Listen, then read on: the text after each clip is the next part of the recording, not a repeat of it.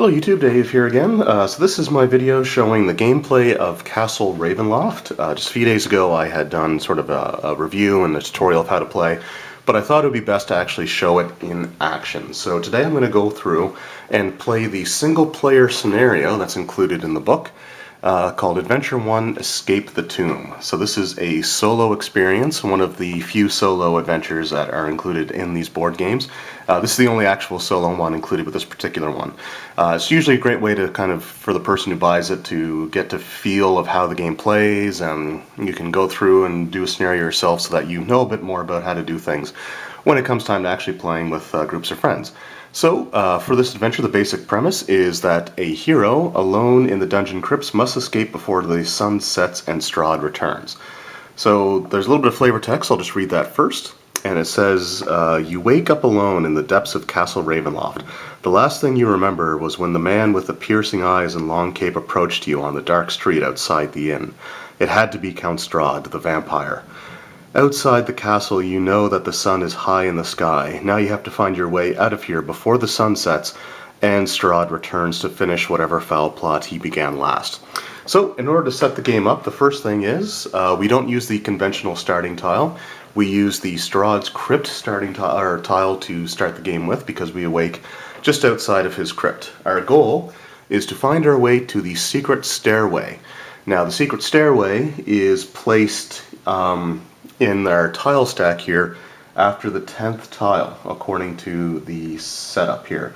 So what that essentially means is that on the 11th tile that we uncover, we'll have the secret stairway, and once we start our hero phase on the secret stairway tile, then that means that we escape and we win the game. And of course, just as a reminder, there is a sequence of play card that goes over all the different steps, and I'll reference this as we go to play. So the first things first, got to take this and just get our stack of dungeon tiles here. Okay, and we count down 10, so 1, 2, 3, 4, 5, 6, 7, 8, 9, and then 10. So then our secret stairwell goes down there. We put the other 10 on top without ever looking at any of the tiles, so we don't know which ones are in play. I'm just going to set that back over here. This is a bit of an awkward setup for me because I'm going to have to be reaching a lot, so hopefully I don't bump the camera too many times. The next thing is the character that I'm going to play. So I'm going to choose, whoops, these two tiles need to go on the bottom of the stack there. I guess I didn't pick them all up. So I'm going to choose Alyssa, the Human Ranger. So this is the character that I'm going to go with, and there's a few different reasons why I made this choice, which I'll get to sort of in a moment.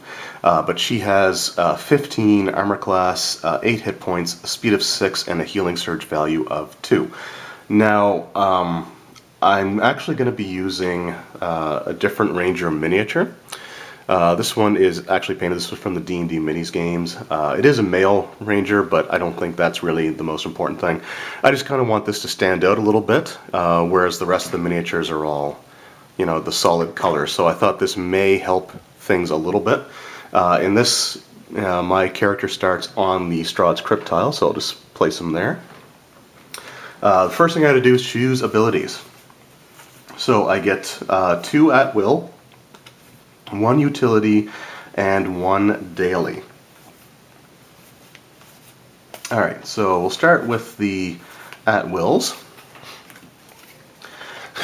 So one that I want to take for sure is careful attack. So, excuse me, still got a bit of a cough that's lasted a few weeks, but anyway, so with careful attack, there's no roll necessary, so you can just automatically deal 1 damage to an adjacent enemy. So this is such a good ability to use, especially in a solo game, that I pretty much have to take this. I did actually attempt a playthrough of this before. I have it recorded. I don't know if I'm actually going to release or not, because I made a few mistakes, including healing myself for too much at one point, so I actually should have lost the game instead of going on to defeat the scenario. And I also misread one of the enemy cards. So I want to kind of do over, and I wanted to play the Ranger because I was thinking of this, and being able to just do 1 damage with no attack roll is very, very awesome. Alright, the next one that I want to look at here, so I got one more to choose from. So there's Hunter Shot, which I can attack a monster within 2 tiles. If you miss and the monster is more than 1 tile away from you, place it 1 tile closer. So if you miss, it ends up coming closer to you. It attacks at +6 from 1 damage.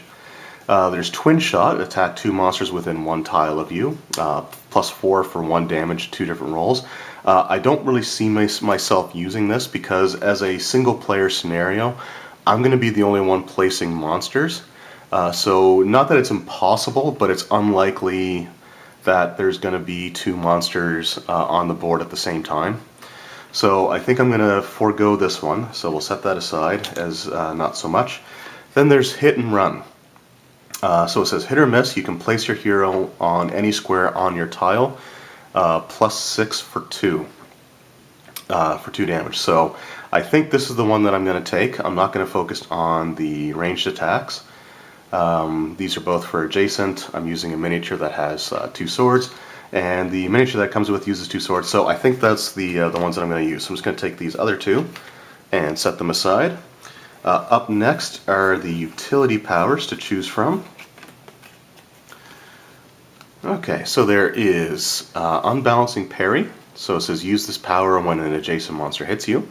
It says the attack misses instead. Place that monster on a tile within 1 tile of you. So you basically, if they miss, you can move them away from you. So Yield Ground says use this power when a monster damages you. You move your speed, so you can get away from something.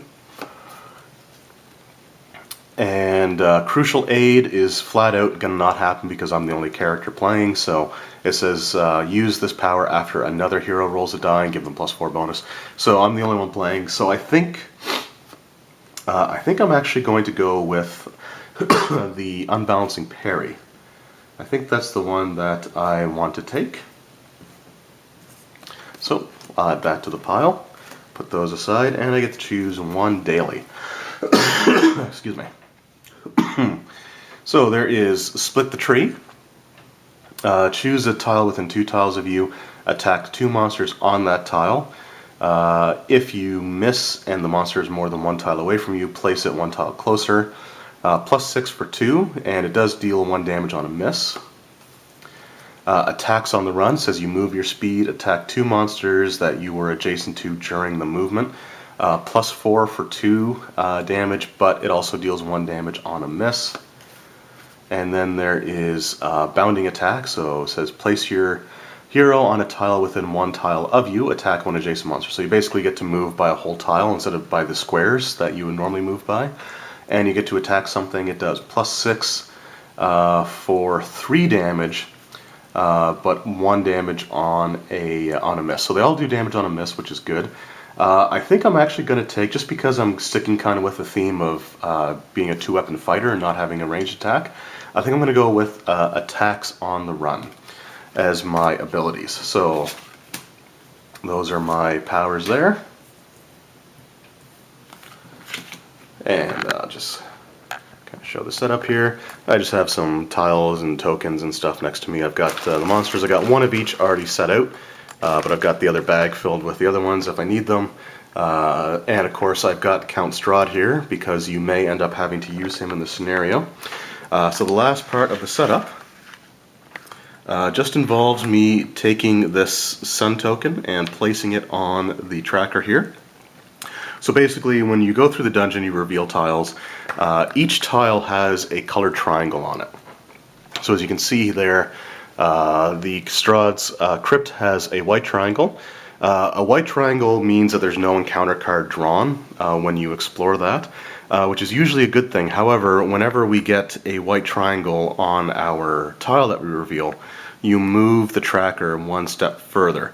So after the 5th one, Strahd wakes up and then you start using him as per the villain rules, where he activates each turn before the regular monsters. So that's everything there. That's the whole setup. The last thing is my character does start with a random magic item, or treasure card I should say. So if I draw anything that's not an item, so there's like fortunes and blessings in this deck, you just discard those, set them aside until you draw an actual item, and then I think you shuffle everything back together. So, first card is actually an item. This is the Amulet of Protection. So I get +1 to my AC as long as this item's in play. So that gives me a 16 armor class, which is great.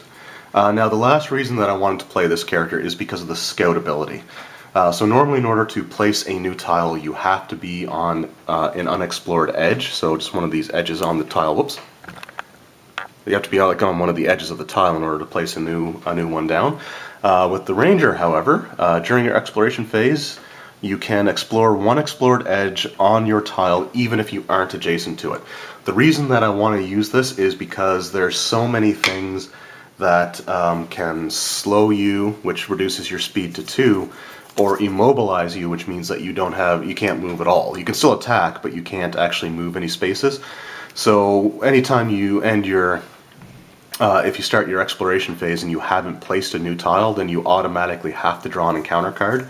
So this way, even if I can't move to an edge, I can still at least place a tile. So we've got everything kind of set up and out of the way. So we're just going to go ahead and begin. So I'm going to go to my hero phase. So the actions that I have, if I have 0 hit points, I use a healing surge if one's available, and there's 2 to use in this scenario. It's the very beginning, so there's no damage on me. And then I can perform the following actions. You can move and then make an attack, attack and then move, or make 2 moves. Alright, yeah, so sorry about that. But basically, because we play the dungeon tile on our exploration phase and not as part of our hero phase, once we reach the edge of a tile, we have to stop. So I'm just going to move up 1 square. I guess I'll turn around so I'm actually facing the way that I'm going. And then I will go to my exploration phase, which we have here. And it just says, if the hero occupies a square adjacent to an unexplored edge, go to step 2, otherwise go to the villain phase, and step 2 is draw a dungeon tile and place it with the triangle adjacent to the unexplored edge, or basically pointing towards it, and then you draw a monster card and place that on the new tile. So our first tile is the Workshop, and it's got a white triangle, so no encounter card drawn. However, we do have to move our tracker 1 step closer to Strahd waking up, which is kind of terrifying. Alright, we'll just zoom in on a little bit. Draw our monster card, and we drew, this is bad, we drew a Blazing Skeleton.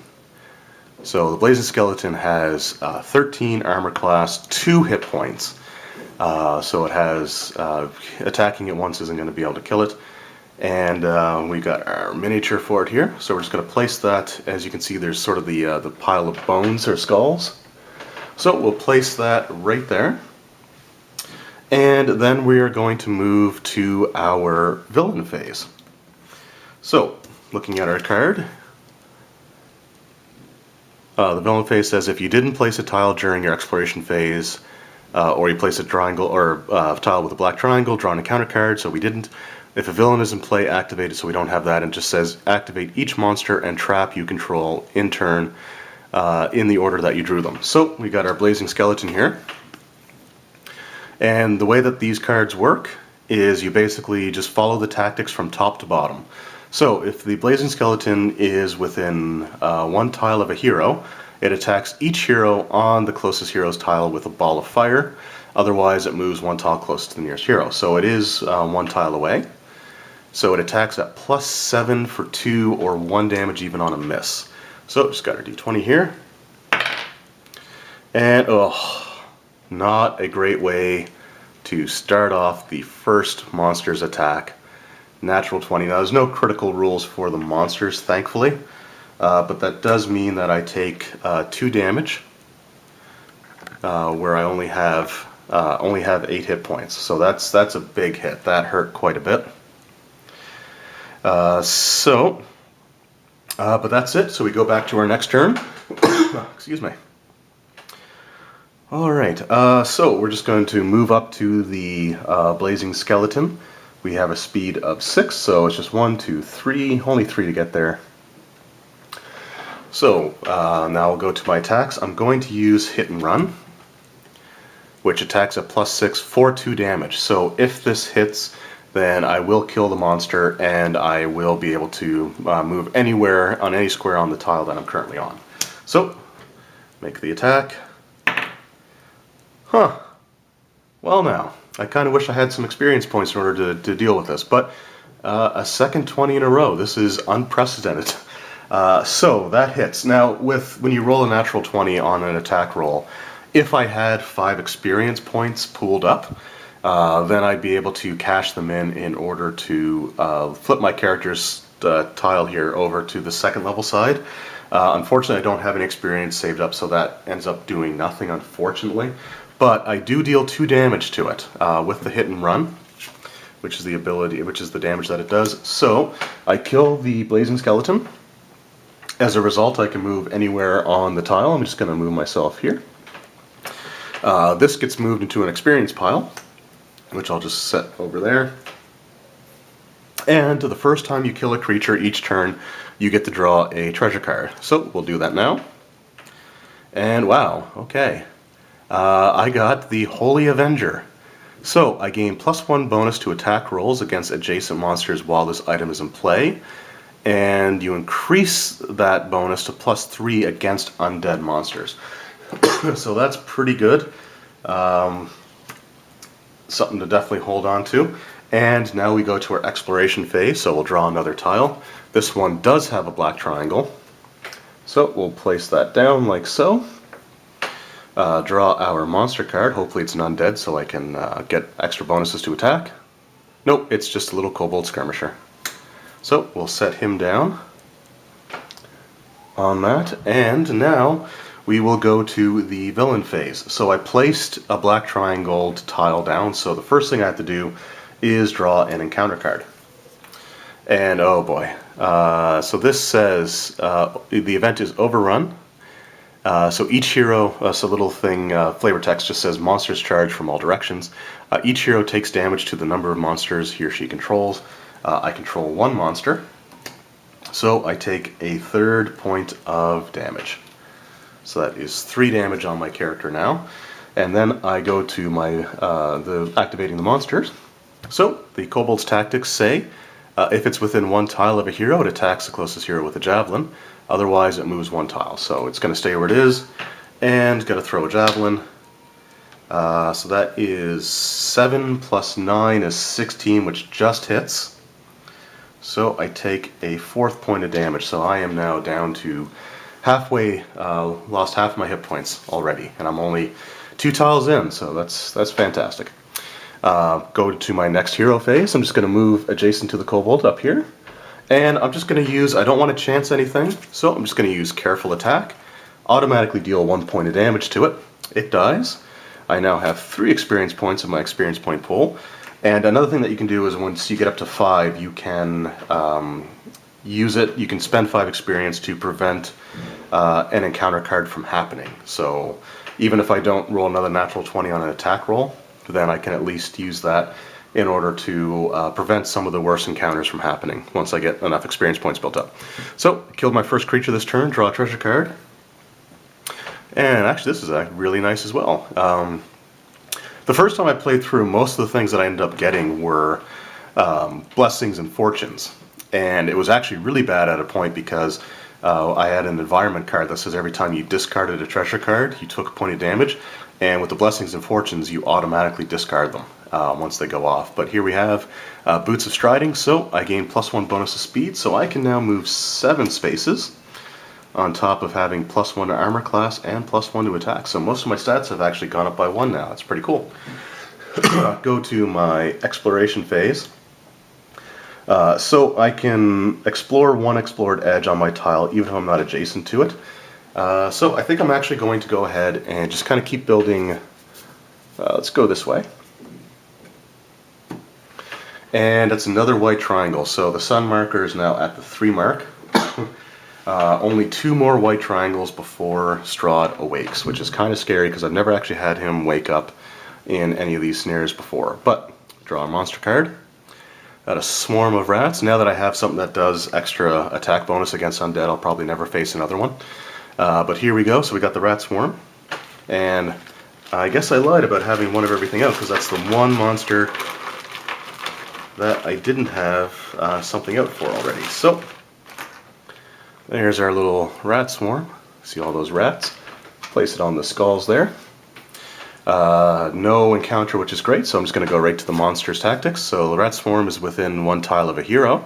It moves to the closest hero tile and attacks each hero on that tile with a multitude of bites. So I'm just going to place them on the skull pile. And it makes its bite attack, so at +7. Oh, natural 1, finally. So they miss. No damage to me this turn. That is always great. So, go to my next hero phase. Once again, the swarm of rats only has 1 hit point, so I'm going to use careful attack in order to deal 1 damage to it. And kill it off. Now, I know that sounds like a really overpowered ability, and it sort of can be, but again, keep in mind that my other at-will that has an attack roll actually deals 2 points of damage. So Ranger's always been one of my favorite classes, and I just find that the careful attack works so great, especially in this single-player thing where you can end up rolling just awful time and time and time again. So Rat Swarm's down. Draw a treasure card.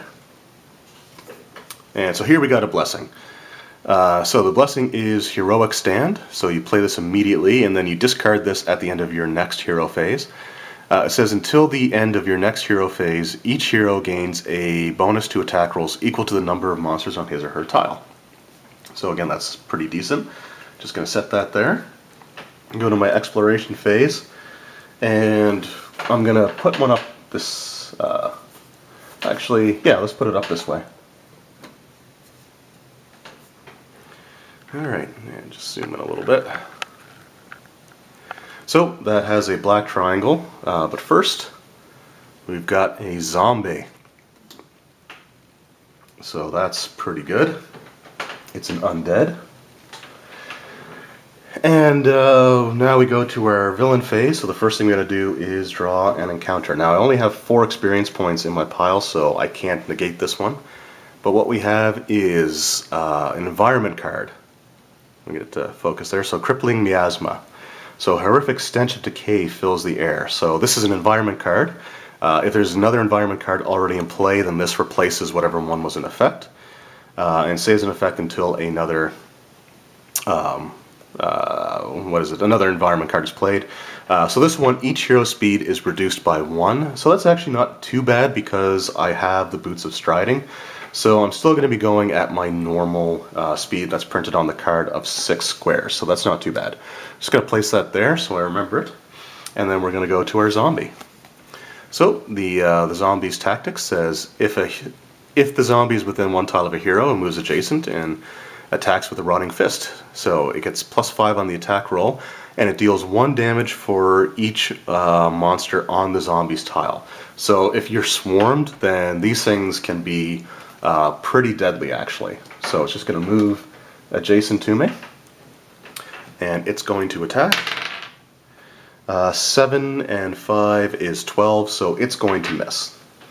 I'm going to go to my next hero phase. So since I've got something that's going to give me a bonus to attack equal to the number of monsters that I'm facing, and I'm facing off against a zombie, I may as well use Hit and Run, just because, you know, it requires an attack roll. So I get +6, +3 for the Holy Avenger, and +1 for the number of monsters. So against an armor class of 11, the only way I can miss is if I roll a natural 1. And I rolled a 12, so not a natural 1. So this dies, and its experience points get added to the pool, so I now have 5 experience points, and I get another treasure card. This was a good one to get. Breath of Life. So it plays Fortune immediately, and then you discard it after playing. Regain 1 hit point, so I heal a point of damage. I've only got 3 on me now. And that gets discarded, and then I'll just make my move. I'm just going to go up here. Not too far. This goes because it's no longer my hero phase. And for exploration, draw another black triangled tile. This is the Crypt of Sergei von Zarovich, so this would be, I guess, a family member of Strahd's.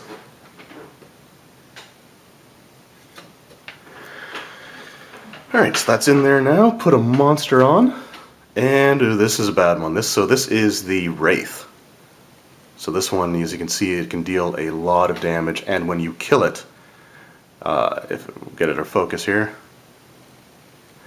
So when you kill the monster, each hero on his tile takes 1 damage. So at minimum, I'm going to be taking 2 points against this thing, which is kind of scary. So we'll put our Wraith miniature. We just got right here. Over there. And we have to draw our encounter card. So we have a trap, dart trap. So +8 for 2. Yeah, so I'm actually going to spend my 5 experience points. And I'm going to just basically negate that because that's going to, again, deal a lot of damage. And I don't really want to take a lot of damage. So we've got 5 experience points. And we'll cash those in to prevent that from happening. But the Wraith will still get to go. So if it's within 1 tile of a hero, it moves to the closest hero, or adjacent to the closest hero, and attacks with its life-draining claw. So it's just going to move adjacent. And I'm not sure what the official ruling is, but you should always try to have it be actually on the same tile as the hero, instead of being on a separate one, even though it's still adjacent. That's just the rule of thumb that I always use. So it attacks at +6, and whew. So we rolled a 2, and +6 is 8, so that misses, but I still end up taking a point of damage. So I've got 4 damage on me once again. So now we're going to go to my next hero phase.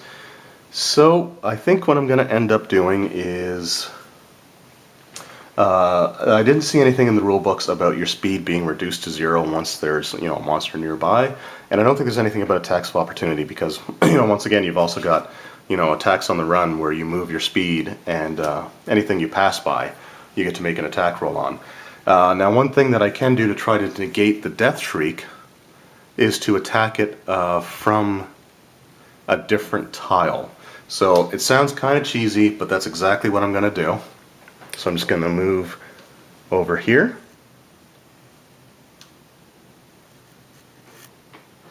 Now again, the board game is not nearly as in-depth with the combat mechanics as the role-playing game. This is meant to be sort of like a quick and easy sort of thing. And I'm going to use Hit and Run, which is for 2 damage. I also get +3 on my attack because of my Holy Avenger, so that's at +9 against a 15 armor class, so I hit on a 6 or higher. And I rolled a 19. So, good to go there. That hits. I know it's kind of fuzzy. I'm not going to show all the die rolls, just because, again, it wreaks havoc with the focus. But I deal 2 points of damage. I'm not on the same tile as a Wraith, so it dies. Everything on that tile would take a point of damage. Or each hero that would be on the Wraith's tile takes damage, but I'm not on the same tile as it. Again, it seems kind of cheesy, I understand, but it's, it's a board game, and there's a lot of ways that, you can take damage as it is, so I feel okay with this. So, up next we draw our treasure card. And it says, play this fortune immediately. You can move your speed or make an attack. So I think I'm actually going to move my speed, and then this gets discarded. So my speed is 1, so I'm going to go 1, 2, 3, 4, 5, and 6. So I'm going to place myself over here. Just going to slide that over. So I'm now on this tile. And go to my exploration phase using my scout ability. Normally I'd have to be on the edge here, but I'm going to use my scout ability to reveal the Lonely Crypt. Another black triangle.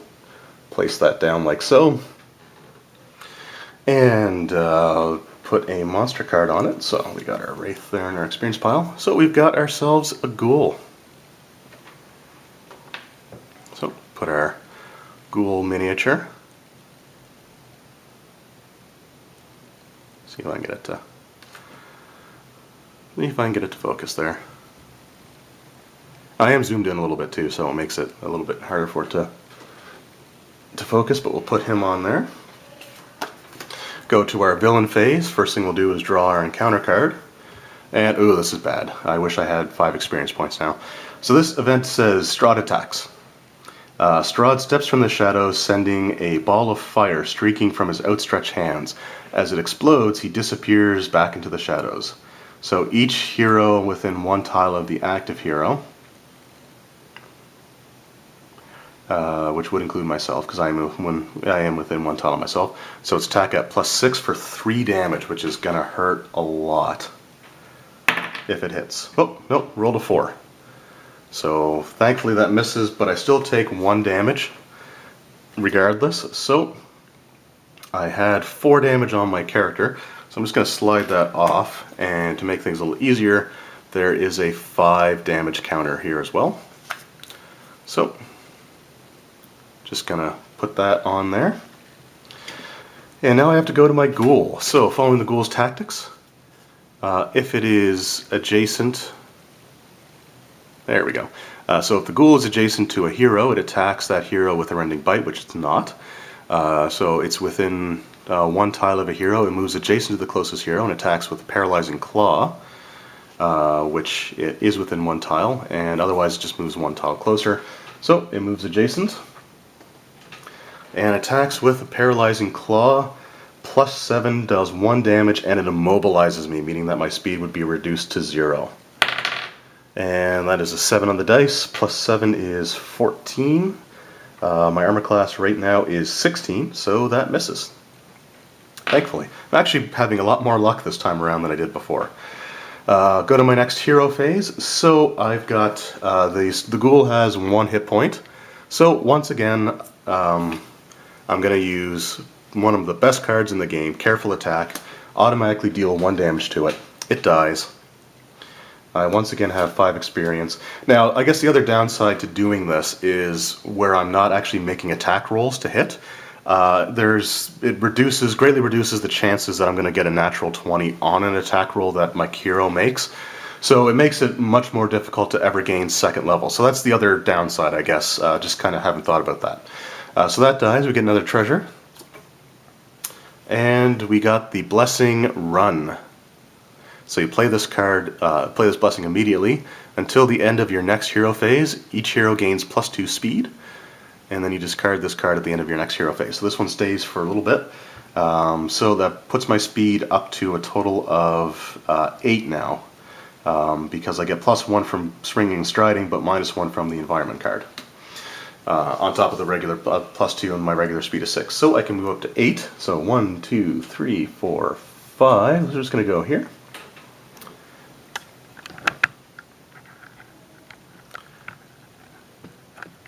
Actually, I'm gonna zoom back out just to get more stuff kind of on camera at the same time. So hopefully you can still see my hero there.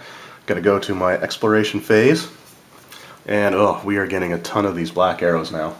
So we've got the King's Crypt, which is going to be populated by a gargoyle. And these things are pretty nasty as well. So get our gargoyle miniature out there. Move to our villain phase. So the first thing we do is draw the encounter card. Alright, event, attack. Petrina Velikovna. That's a lot to try to wrap my mouth around. So it says, the ghostly image of an elf maid appears before you. She smiles for a moment before unleashing a blood-curdling shriek. So this is attack each hero. So after the attack, place each monster that is not on the same tile as a hero 1 tile closer to the closest hero. So basically what that means, that doesn't really mean much for the gargoyle because his attacks are pretty much the same.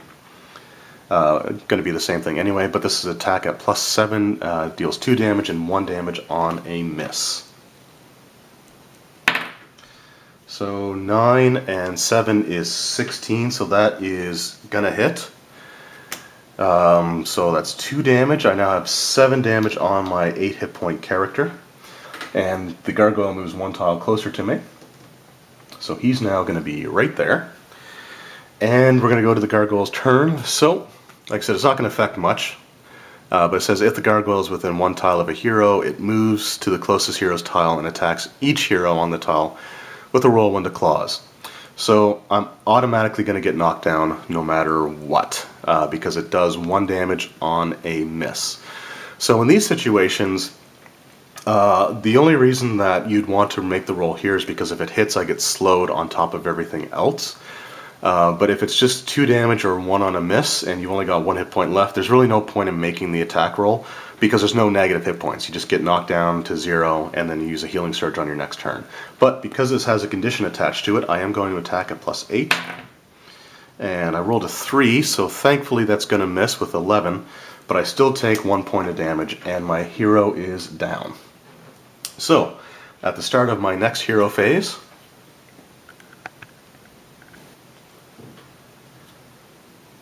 I'm at 0 hit points, so I have to use a healing surge token, which heals me up by 4 hit points. So I had 8 damage on me, so I heal up to 4 health. So I still have damage on me, unfortunately, and that blessing is going to go away. So that's gone. I've only got 1 of these left, unfortunately. But I get back up. And then I can take my regular actions. So, because the gargoyle has 2 health, I'm going to be using hit and run. So +6, so I have to roll a 10 or higher. No, I get an extra +1 for my Holy Avenger, so I just need to roll a 9 or higher. And I got a 13. So, that hits. I deal 2 damage to the gargoyle, so it dies. Draw a treasure card.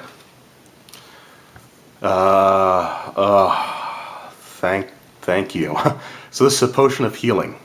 Use this during your hero phase. You or an adjacent hero regains 2 hit points and then discard after using it. I'm going to use that right now to take me down to just 2 damage. And then that gets discarded. Still my hero phase, so I can still move. So I'm just going to move 1 square here.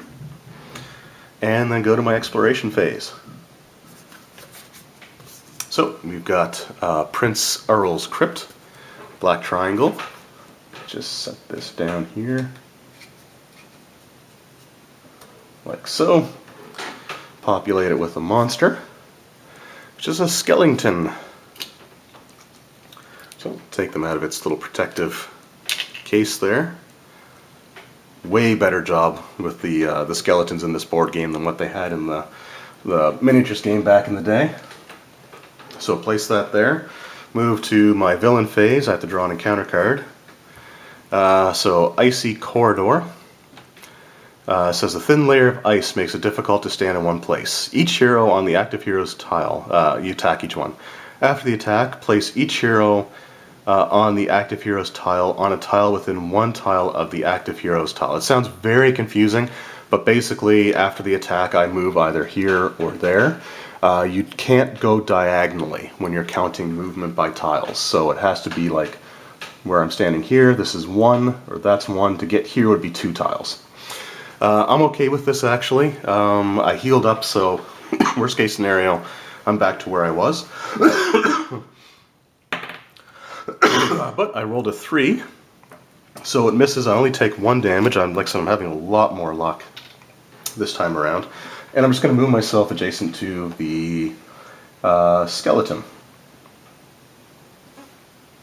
So, and the reason that I want to do that is because we're going to the skeleton's tactics now. It says if a skeleton is adjacent to a hero, it attacks with a scimitar, which is +7 for 1 damage. If it's within 1 tile, it moves adjacent to the nearest hero and attacks with a charging slice, which does +9 for 2. I don't want that. So I'm okay with it attacking at +7 for 1. 12 and 7 is 19, so that'll hit. So I take 1 more point of damage.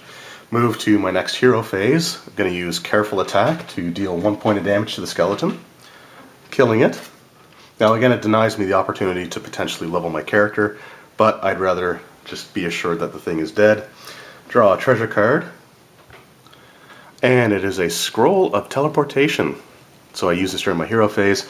Choose any number of heroes on your tile and place them on another tile. So I'll just hold on to that. I don't really see me using it. but then I will go to my movement. And again, I'm just going to move this stuff over here, just so I can slide this down a little bit.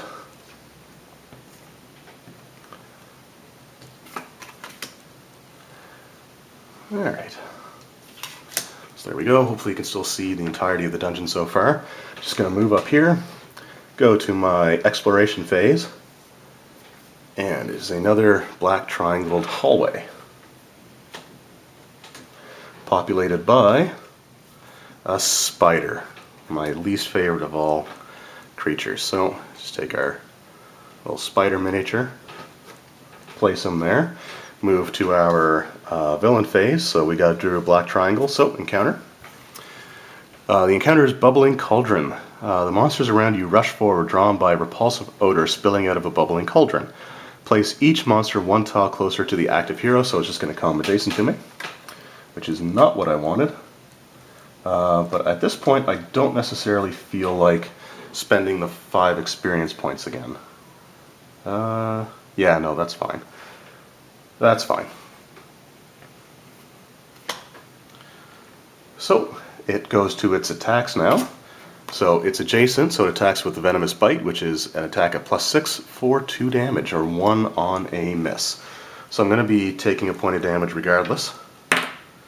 Natural 1, so that's great, but I still take 1, so I got 5 damage now. And move to my next hero phase. So again, it's got a 15 armor class. I think I'm actually going to use hit and run, just to potentially see if I can roll a natural 20. I mean, I know the odds of it are pretty poor, but we'll see what happens here. No, I only rolled a 16, but that does still hit. The spider is killed. Put that in my experience pile, draw a treasure. Now if I get the level up card, that'd be great. No, I got Crystal Ball. So use this item during your hero phase instead of attacking. It says reveal the top card of any deck or top tile of any tile stack. So you see what it is. I'm not too worried about that. I think I'm pretty close to getting the exit anyway. So there's 1, 2, 3, 4, 5, 6, 7, 8, 9. Yeah, I've only got to draw 2 more tiles. But anyway, so that's that. My movement. I don't really want to go too far because it's hard to reach, so I'm just going to slide this over a little bit. I'm just going to go 1, 2, 3. We'll go here. Why not add 1 here? Alright, another black triangle. So this is the Crypt of Barov and Ravenovia. So place that down. Hopefully I didn't butcher the pronunciation of that too badly. Alright, monster time. Another zombie. Now again, this seems a lot more manageable as a single player. Keep in mind that if you're playing with multiple people, each of you are probably going to be exploring tiles, adding monsters. You may not always be able to deal with the monsters. So it can get pretty hairy, but again, I chose this because I wanted to make this as smooth as possible to try to get through it. So, black triangle, draw an encounter card. So each hero, this is overrun again, so each hero takes damage equal to the number of monsters he or she controls. I think I'm actually going to negate that one by spending 5 experience. Just because I'm pretty near the end of the game. I think the next tile that I draw is going to be my way out, which is great. But we go to our zombie, which is going to move adjacent to me. And attack for +5 for 1 damage for each creature on each monster on the tile with it. It was almost a 7. Ended up being 17, so 22 hits for 1 damage. Alright, go to my next hero phase. Why not try to use hit and run, just because with the bonuses I get from my Holy Avenger, I only really miss on a natural 1 anyway, and if I get a 20, then I can actually level up. And look at that. Natural 20, that is awesome. So I'm glad that happened. So the zombie dies, and I get to flip my character over by spending 5 experience points, which I will gladly do. I move to 2nd level. So now my armor class is 16 plus 1, so I get 17. 10 hit points instead of 8. Speed stays the same, and healing surge value goes up to 5 instead of 4. Still have the scout ability. I get to choose another daily power and critical hit, so when I roll a natural 20 I deal +1 damage. Which doesn't come into play a whole lot if I'm using careful attack, but that's still pretty cool. And I had 5, I think I had 6 damage on me, if I recall. Yeah, I think I had 6. Let's just put 7 on there to be on the safe side, because I can't actually remember how much damage I had on me. So I'm just going to put 7 on there. If I'm wrong, I'm wrong. But I had slid over things off to the side instead of actually putting them away. So anyway, not a big concern, but we'll choose a new daily power.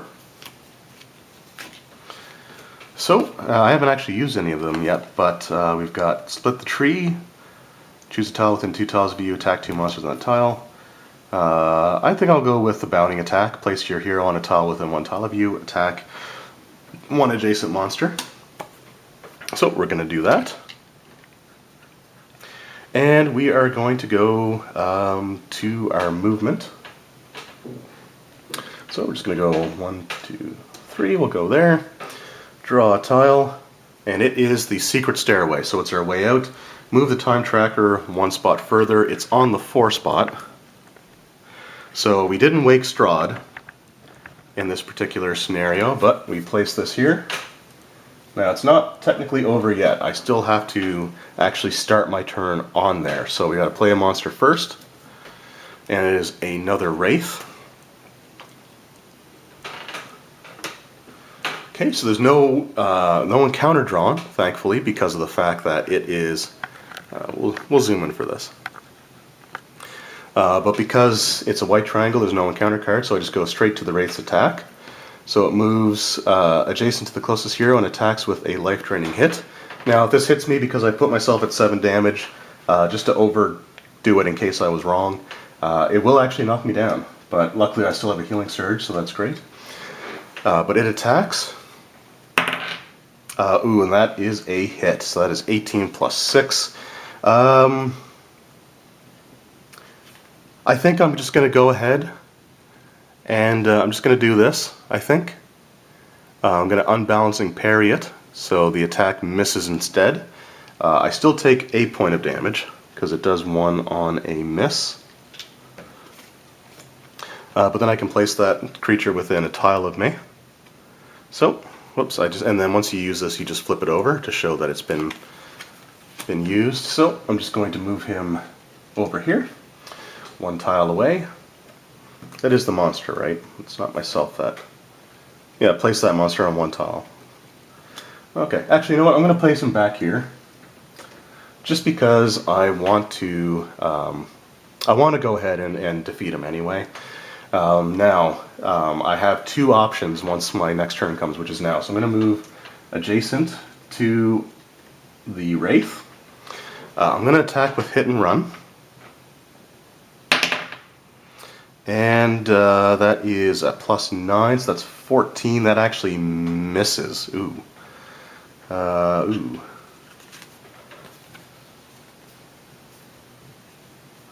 Alright, yeah, that's fine. So I'm going to miss with it. So it's going to get a chance to go again. So I have 2 options with my Ranger. One option is, because I have the Scout ability, I can place another tile down to prevent automatically having to draw an encounter card. But if I play another tile, then that's going to be 2 monsters that are going to go attack me. Now, I can't actually like 100% die because I've got 1 healing surge left. And to win, I just have to start my turn on the secret stairway. So I don't have to be conscious like at the time that I start my turn there. But I think what I'm going to do, I'm going to forego placing the other tile down, and I'm just going to draw the encounter card and see what happens. I can't negate it either. I don't have enough experience to do so, so here we go. Ooh, this one might actually be so bad. So we've got Leaf Flip Siege. Come on there. I'm actually going to zoom back out. That's not out. Alright, yeah, so to focus is a little easier that way. So a gnarled old man dressed as a clerk steps from the shadows. I watch the master's treasure. At least I do unless I'm distracted. So, to try to distract Leaf, I roll a die on 1 to 10. You scare Leaf and he calls for help. Place a new monster on the active hero's tile. If I roll 11 to 20 though, I get another treasure card. So, I got a 10. So, Leaf gets scared. He's going to draw another monster, which is a blazing skeleton, so I got 2 of those on here. So, I got 2 bad things that are going to happen to me. So the first thing is going to be the blazing skeleton. Oh, sorry, the Wraith will go first because you do them in the order that you drew them. So the Wraith plus 6. 3 and 6 is only 9, so it misses, but I do take a point of damage anyway, which puts me at 5, 6, 7, 8, 9. So I'm going to go down no matter what. The blazing skeleton attacks at plus 7 for 2 and 1 damage on a miss. So I'm not even going to bother rolling. I'm just going to basically take the other point of damage. And down I go.